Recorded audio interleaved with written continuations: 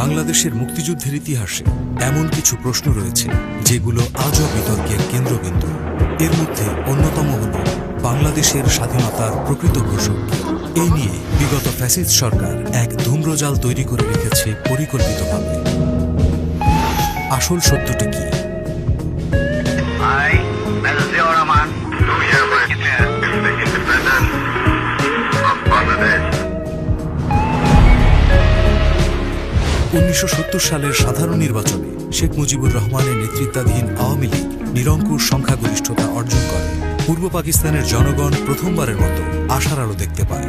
কিন্তু পশ্চিম পাকিস্তানের শাসক গোষ্ঠী ক্ষমতা হস্তান্তরে অস্বীকৃতি জানালে পূর্ব পাকিস্তান তথা বাংলাদেশের জনগণ ক্ষোভে ফেটে পড়ে। পরাধীনতার শৃঙ্খল ভেঙে মুক্তির দাবি ওঠে গণমানুষের ভেতর থেকে।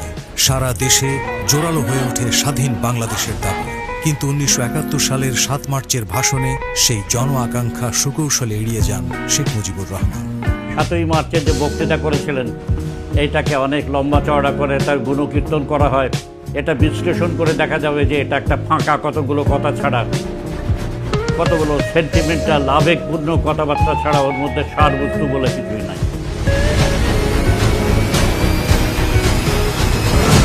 25 মার্চ রাতের অন্ধকারে পাকিস্তানি সেনাবাহিনী নিরস্ত্র ঘুমন্ত বাঙালিদের ওপর ঝাঁপিয়ে পড়ে।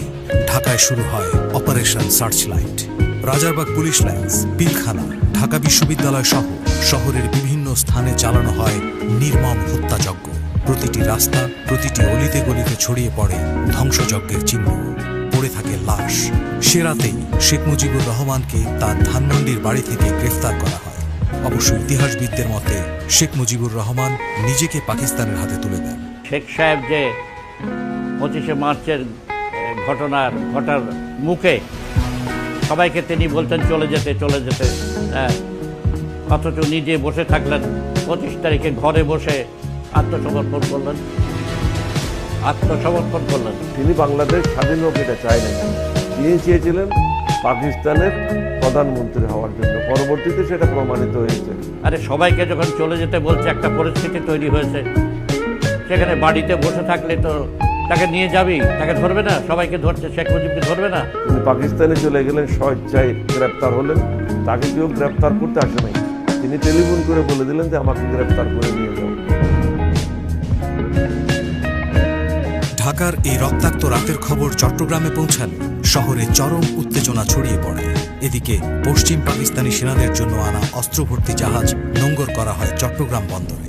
পাকিস্তানি বাহিনী অস্ত্র খালাসের চেষ্টা চালালে স্থানীয় জনগণ বাধা দেয়। চট্টগ্রামে তখন 8ম ইস্ট বেঙ্গল রেজিমেন্টের দায়িত্বে ছিলেন লেফটেন্যান্ট কর্নেল আব্দুর রশিদ জাঞ্জুয়া।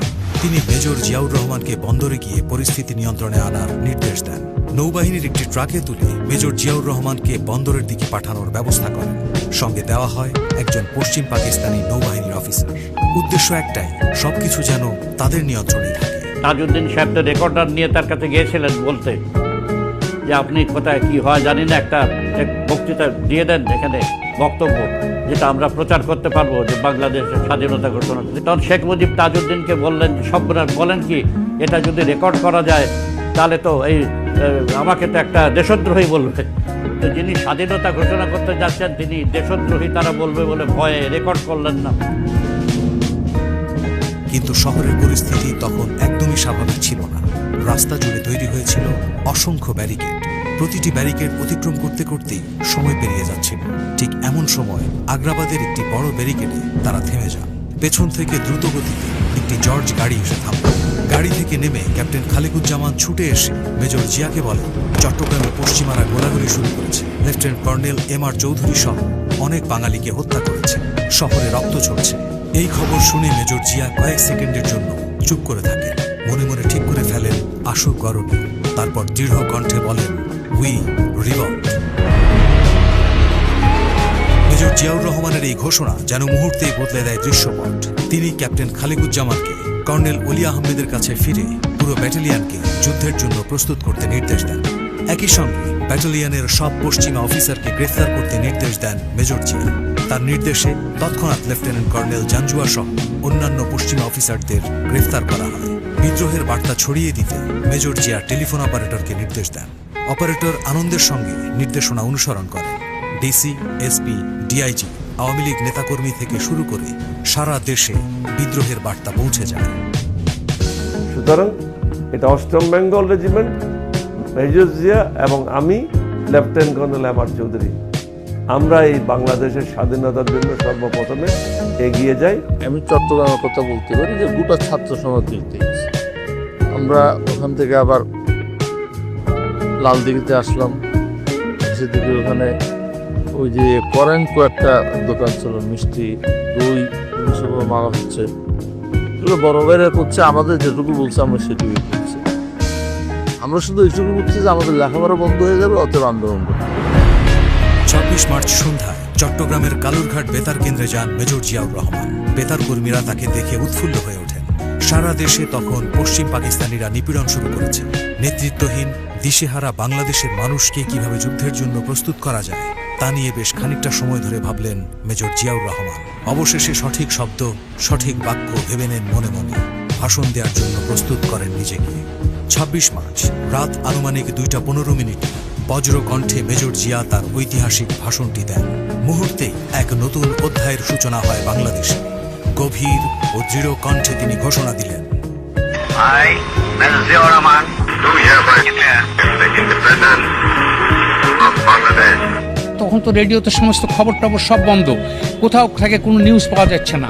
আমার বোন ওখান থেকে বললো যে তাড়াতাড়ি আসো, কি মেজর জিয়া ঘোষণা দিচ্ছে যে এরকম ব্যাপার, মুক্তিযুদ্ধ শুরু হয়েছে এবং তিনি এটার একটা ঘোষণা দিচ্ছেন। সমগ্র জাতির সামনে কোনো দিক নির্দেশনা ছিল না, আমরা বুঝতে পারছিলাম না যে কি হতে যাচ্ছে। এই সময় 26 মার্চ জিয়াউর রহমানের যে স্বাধীনতার ঘোষণা, সেটা বিদ্যুৎ স্পৃষ্টের মতো সমগ্র জাতিকে নাড়া দেয়। বাংলাদেশ স্বাধীন। মেজর জিয়ার এই ঘোষণা শুধুমাত্র চট্টগ্রামে সীমাবদ্ধ থাকেনি, এটি সারা বাংলাদেশে বিদ্যুতের গতিতে ছড়িয়ে পড়ে। বিশ্বমঞ্চেও এর প্রতিধ্বনি শোনা যায়। জাপানি জাহাজে রেডিও রিল ব্যবহার করে বিদ্রোহের খবর নিশ্চিত করা হয়। দেশের প্রতিটি কোণায় সাধারণ মানুষ, সৈনিক এবং রাজনৈতিক নেতাকর্মীরা এই ঘোষণাকে মুক্তিযুদ্ধের আনুষ্ঠানিক ঘোষণা হিসেবে গ্রহণ করে।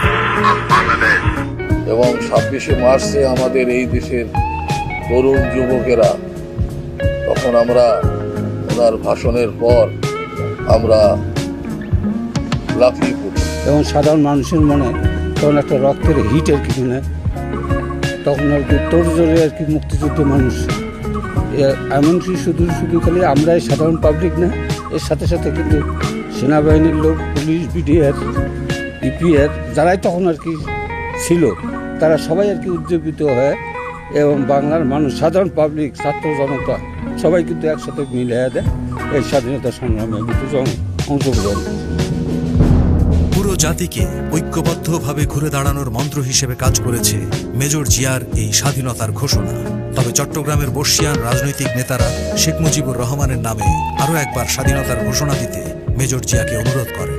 আওয়ামী লীগের নেতাকর্মী সহ পুরো জাতিকে মুক্তিযুদ্ধে উজ্জীবিত করতে মেজর জিয়াউর রহমান শেখ মুজিবের নামে পুনরায় আরও একবার স্বাধীনতার ঘোষণা দেন। দিনটি ছিল 27 মার্চ। তবে 26 মার্চ রাতে কালুরঘাট বেতার কেন্দ্র থেকে তিনি সর্বপ্রথম নিজ নামে বাংলাদেশের স্বাধীনতার ঘোষণা দেন। মেজর জিয়া 27 মার্চ সন্ধ্যার সময় বাংলাদেশের স্বাধীনতা ঘোষণা করেন। অনেক মিলিটারি অফিসাররা শহীদ রাষ্ট্রপতি জিয়াউর রহমানের 26 মার্চের রজনীতে 27 মার্চে ঘোষণার পরে অনেক মিলিটারি অফিসাররা রিভোল্ট করে ভারতে গিয়ে বিভিন্ন জায়গাতে ক্যাম্প স্থাপন করে ওইখানে মুক্তিযোদ্ধাদেরকে ট্রেন আপ করছে। মুক্তিযুদ্ধের পর মেজর জিয়াউর রহমানের স্বাধীনতার ঘোষণা নিয়ে রাজনৈতিক বিতর্ক শুরু করা হয়। এই বিতর্কের পেছনে অনেকেই ভারত এবং আওয়ামী লীগকে দায়ী করে। তবে সবচেয়ে বড় বিষয় ছিল বাংলাদেশের জনগণের প্রতি স্বাধীনতার আহ্বান, যা মেজর জিয়াউর রহমানের কণ্ঠে প্রথম বার্তা হয়ে ছড়িয়ে পড়ে। বাংলাদেশে ইতিহাস বলে কিছু নেই, এখানে 72 সাল থেকে বাংলাদেশ ইতিহাস বলে যা কিছু আছে সেটা তৈরি করেছে আওয়ামী লীগ। এবং আওয়ামী লীগের মতো ইতিহাস বিকৃতকরণওয়ালা দুনিয়াতে ইতিহাসে বোধহয় দেখা যায়নি। 2009 সালে শেখ হাসিনা যখন ক্ষমতায় আসে, বাংলাদেশের ইতিহাস নতুন করে লেখার চেষ্টা শুরু হয়। তার সরকারের লক্ষ্য ছিল দেশপ্রেমিক জিয়াউর রহমানের নাম, তার দর্শন এবং প্রভাব চিরতরে মুছে ফেলা। সেই সাথে ইতিহাসের পাতায় এমন পরিবর্তন আনা যাতে শেখ মুজিবুর রহমানকে একমাত্র স্বাধীনতার ঘোষক এবং মুক্তিযুদ্ধের সংগঠক হিসেবে তুলে ধরা যায়। কিন্তু ইতিহাসের শক্তি এখানেই যে সত্যকে কখনো দাবিয়ে রাখা যায় না।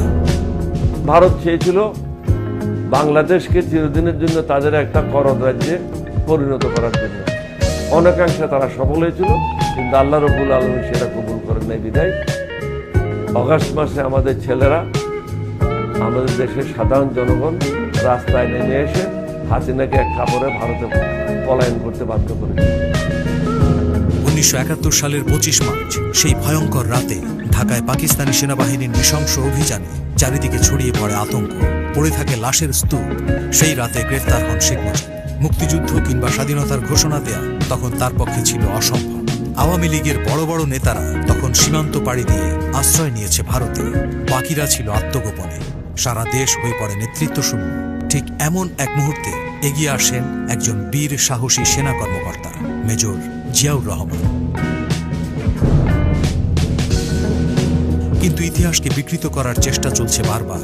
বাংলাদেশের প্রথম প্রধানমন্ত্রী তাজউদ্দিন আহমদ 1972 সালে এক কাউন্সিল অধিবেশনে স্পষ্টভাবে বলেছিলেন, মেজর জিয়া শেখ মুজিবের নামে স্বাধীনতার ঘোষণা দিয়েছিলেন।